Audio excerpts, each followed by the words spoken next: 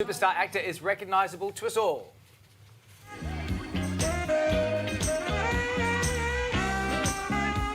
She played the youngest daughter in one of the most famous comedy families of all time on The Cosby Show. Denise, just point me in the direction of that school and I am out of here. Then she moved on to become a Disney sensation, which began with the hit series That's So Raven. We are not going to let this vision come true, okay? Because you know why? We both took Spanish last year, and you know, not to brag, but we both did. Excelente.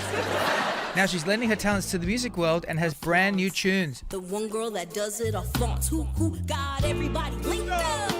Float through riding in my space truck. Float through riding in my space truck. Float through riding in my space truck. Who got everybody linked up? Wow, what a good jam. So good. And Raven-Symoné joins us now from Los Angeles. Hey, Raven. Hey, Raven. Hi, how are you? We're so Raven. And it's lovely to have you on the show. We want to talk about this brand new single that you've got out. Tell us about Space Truck. Space Truck is a song that I did with Black Castle that is released on 33,000 that you can find on all of your streaming services. It is a vibrational hip-hop song, I guess you can say. Whoa. The music that I've released in the past has all been pop and R&B, but this journey ending with a project called The Reintroduction will be hip-hop, R&B, and you would call it kind of spiritual music. I love the feel of the track that we're listening to. This first track is great.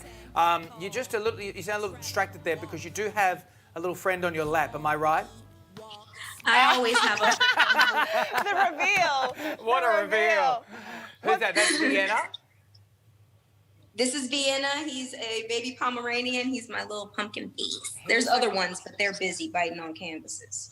Oh, dear. Now, look, following The Cosby Show, you were the youngest person ever to be signed to RCA Records. So what was it about making music? You were saying, whoa, you were talking about the pop stuff and all that stuff. Did you love making the pop records, or does this feel more you now? I was the youngest person assigned to MCA Records, and my first single was written by Missy Elliott. Wow. And when I moved to Disney, all of that sound that I had created from my first album and second album had been transformed into something that was complementary to the show that I was doing. And so, yes, the music that I'm doing now is very, very much more who I am as a human being when I wake up, rather than after hair and makeup and 3 hours of publicity There you go. action. Yeah, well, you've been in show business for a long time, since you were a young girl. So getting back to The Cosby Show, how did that role come about? And did your parents prepare you for life in the spotlight at such a young age?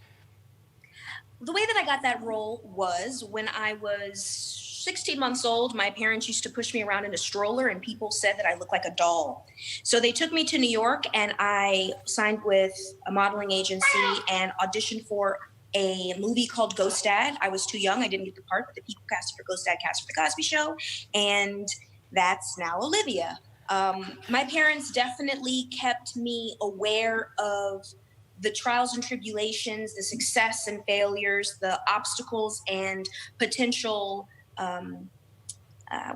temptations that Hollywood can bring. And they always told me that only I have the ability to write my biography. So make sure every choice that you make, you actually want to be able to have someone read in your book. That's true. That's really good advice.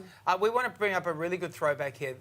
You were on the incredible Johnny Carson show when you were 5 years old. Let's go to the videotape. Yes. Mm-hmm. You have any brothers or sisters? Watch yourself, Mr. Carson. Watch yourself, Mr. Carson. Watch myself? What do you mean? Watch yourself. I don't have any I don't have any boyfriends. Oh, I didn't say boyfriends. I said brothers or sisters.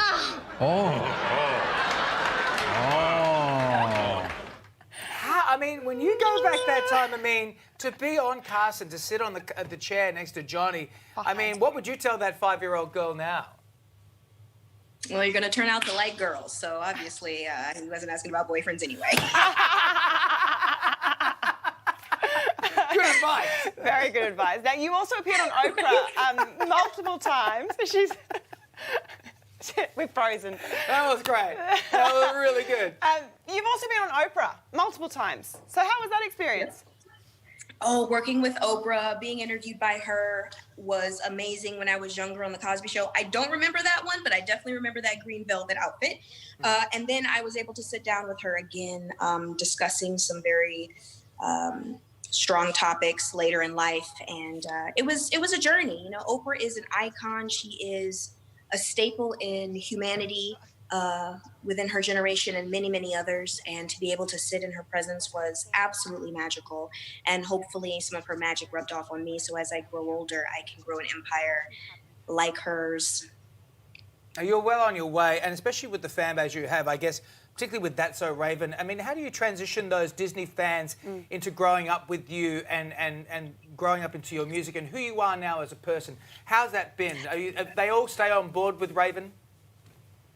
Yeah, some stay on board, some leave, some are new. You know, that's just the way entertainment world ebb and flows, and that's okay with me. I'm very fortunate during this time that, you know, more people are coming to my social media and I have more time to engage. So they're starting to see who I am and not just have preconceived notions of the characters that I played before as if that is who I am, you know.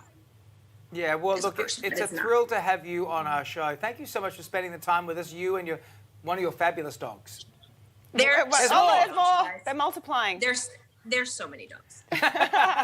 Raven, thank you so much for being here. The new single Space Truck is out now from her upcoming EP, Infrasounds. It's a great, great sound. Thanks, Raven. See you soon. Bye, Raven.